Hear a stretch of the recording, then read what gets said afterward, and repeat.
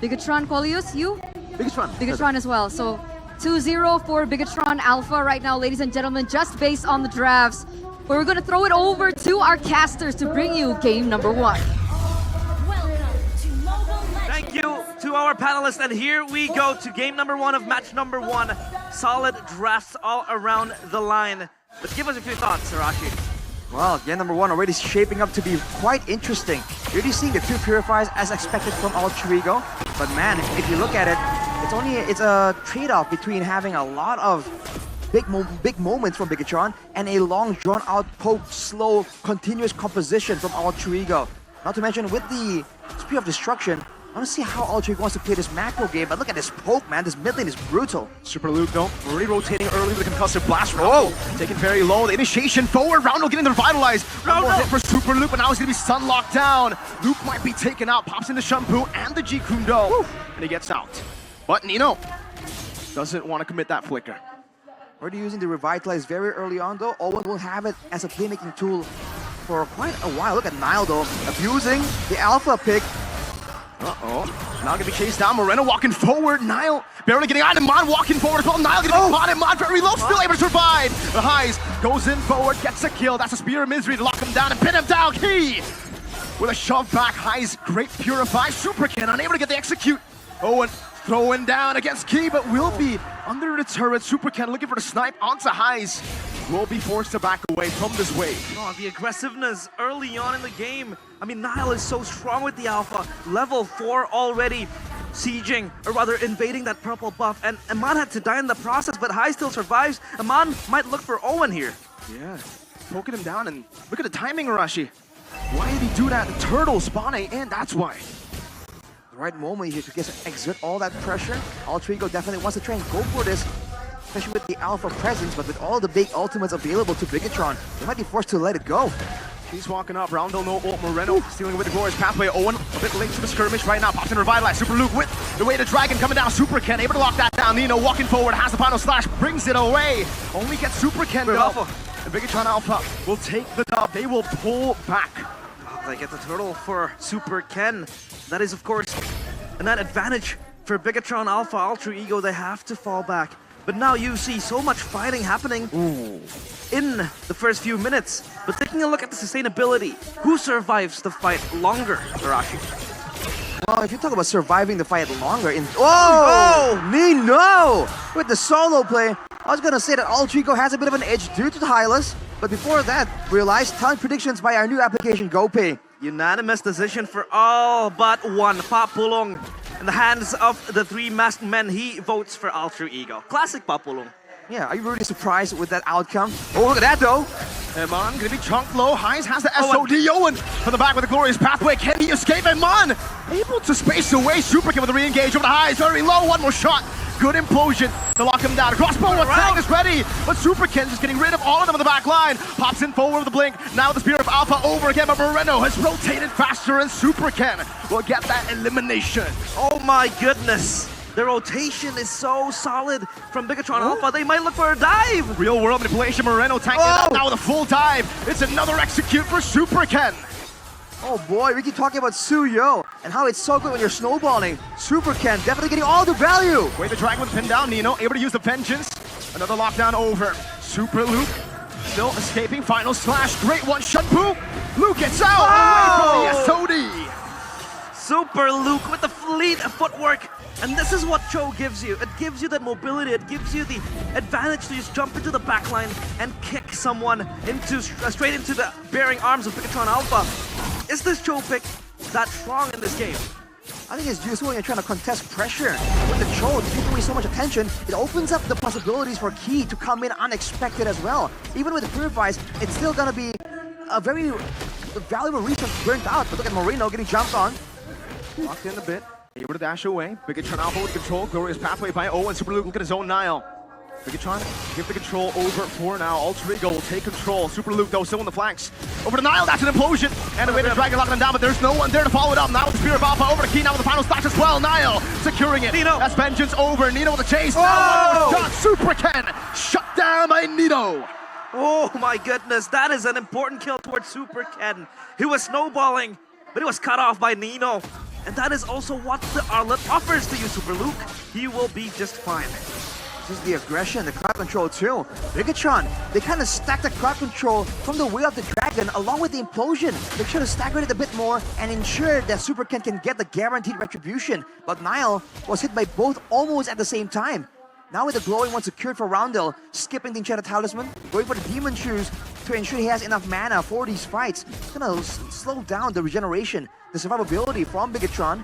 But for now, Altrigo has to keep a watchful eye for the big moments from Bigetron, big engages. That is still definitely a big possibility. Yeah, this is what Alter Ego wants to do. They want to keep on going towards the backline of Bigetron Alpha. They have that crash potential, that collapse potential in the hands of Owen. With the Glorious Pathway, he will open it up, and Eman might be the next victim.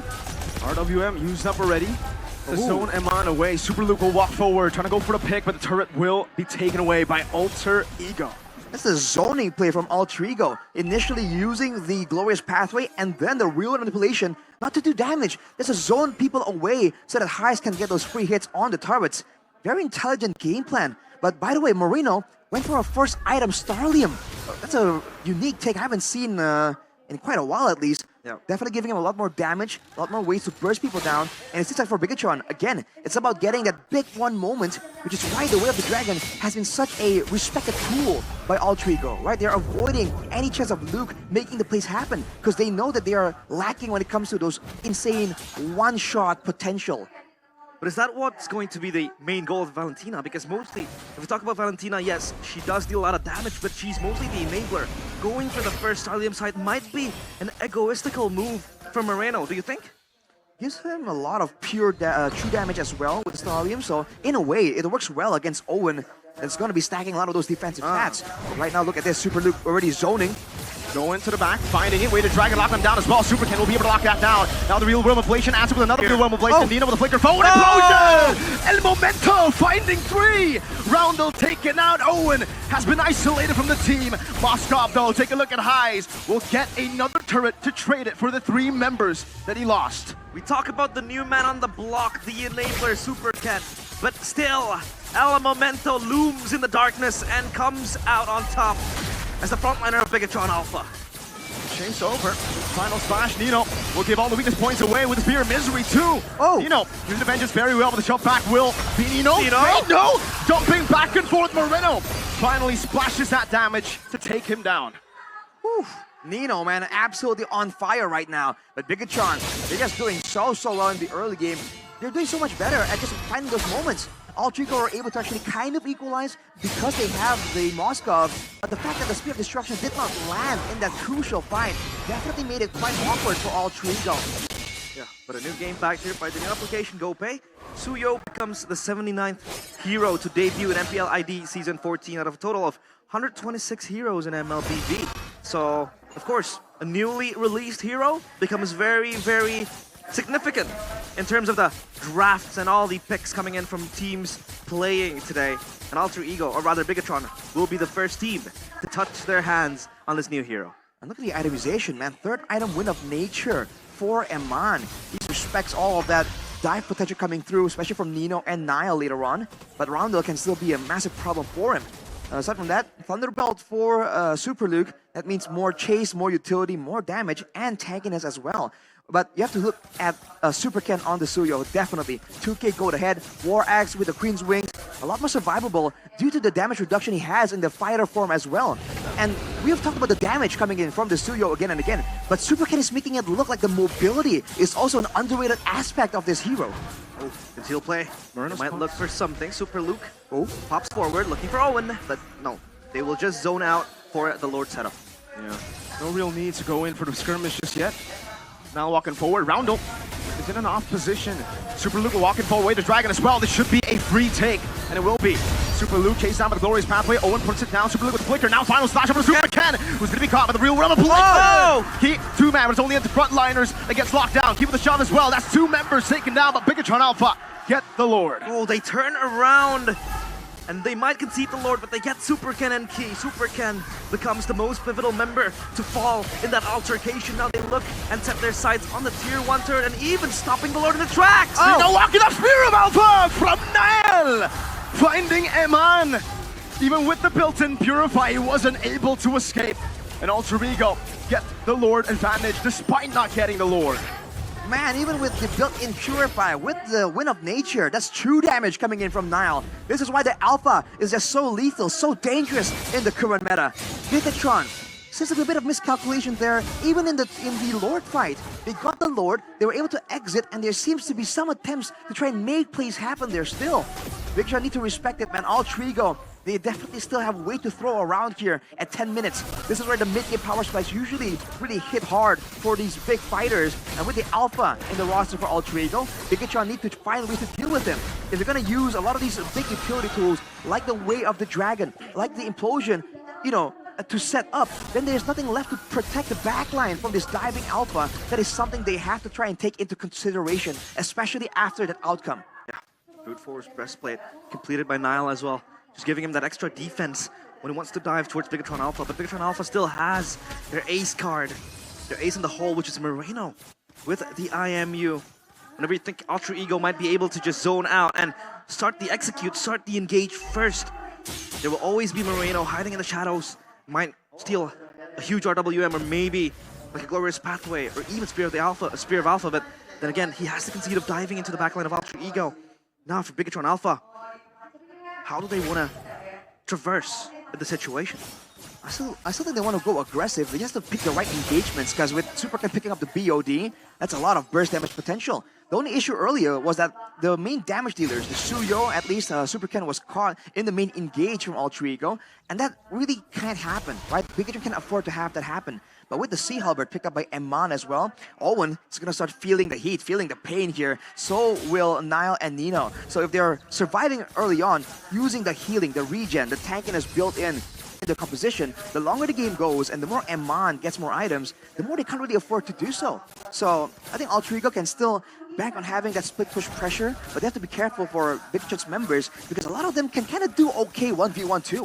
Yeah, they have strong split push presence in the hands of Highs, as that Moskov does have that global presence with the Spear of Destruction again.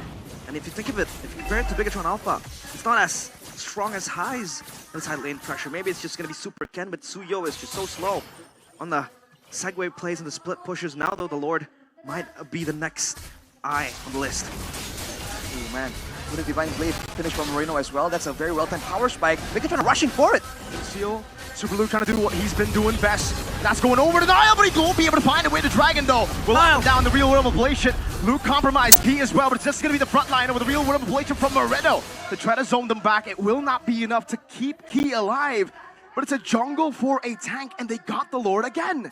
2 for 2 for Bigetron Alpha and Super Ken. Retribution on point gets the Lord for themselves.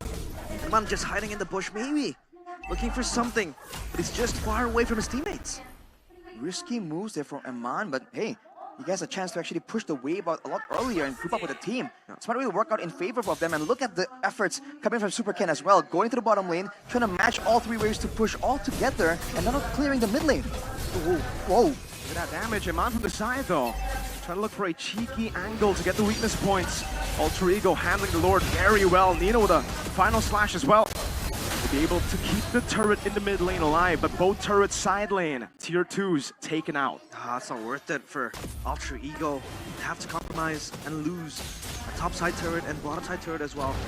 And the expensive, their mid lane turret still standing, but still. Now then, the side lane pressure even grows stronger for Bigetron Alpha. They can shove the wave, they can shove the minions going in, and they might look for pryos in other lanes, maybe again, waiting for that Lord to respawn. But I feel like Bigetron are working against the clock somehow, because they don't have a lot of good high ground technically, and they don't really have a strong frontliner, a proper frontliner. They have Luke and Key, but they're both basically utility, right? Playmaking tools. They're not meant to stay in the front and tank shots like Owen does, or like Nile can do with the regen. And keep in mind, with the Yves and Moskov, these are two great heroes that scale really well into that late game. So Alter Ego, the fact that they're still able to hang on to their base turrets here at 14 minutes, it's definitely a great achievement on their end. Bigetron need to, you know, play some more mind games here, bait Alter Ego into some circumstances where they're not really advantageous. Because Alter Ego are playing a textbook. They're trying to play it as safe as possible and try and scale up to try and match Super Ken, who's really far ahead when it comes to the gold and EXP. Yeah, on that note as well, I think Alter Ego do have that high ground defense as well. They have to wave clear from highs. They have to poke from Roundel. And that might be the main tool to really just scamper away Key and Super Luke when they want to frontline, because Super Luke and Key, yes, they might be able to just put their bodies in front, be that tanky member that they want to be, but they don't scale as much as Owen do in terms of HP, and can't really survive that front line. So I think high ground defense-wise, Alter Ego might have the upper hand. So Bigetron Alpha, I do agree with what Arashi says. They're working on the clock, but Owen will be caught. Does he have to win a crown is a big question. Now Super Luke displays away Moreno. Will pop in real inflation. That's though. Over to the back, the real crossbow attack combo. Roundel almost taken out just with the crossbow attack. Luke into the back, the winner crown already used by Niall, but now he's caught all isolated. Moreno with the chase under the turret. We'll get a triple. We'll get a maniac in the first game of playoffs. We talked about the defense. It's all broken into pieces by Bigetron. Moreno, the man of the hour. The Chokers have gotten one game, but they're still 2 games away from getting